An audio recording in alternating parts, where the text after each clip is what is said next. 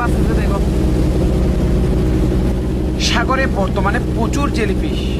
এই জেলিফিশগুলোকে পানির উপর দেখতে অনেক সুন্দর লাগলেও এরা কিন্তু আমাদের মাছ ধরার ক্ষেত্রে অনেক ক্ষতির কারণ হয়ে দাঁড়িয়েছে।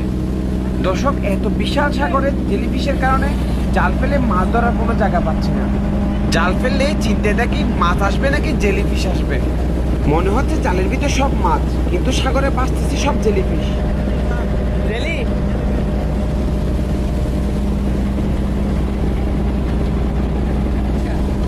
এই যে দেখেন, পানির উপরে ভাগে জেলিফিশের সাঁতার কাটার এক সুন্দর দৃশ্য। যারা যারা সাগরে এরকম জেলিফিশের দৃশ্য দেখেছেন তারা অবশ্যই কমেন্ট করে জানাবেন। এবার দেখা যাক জালের ভিতরে আসলে মাছ নাকি জেলিফিশ।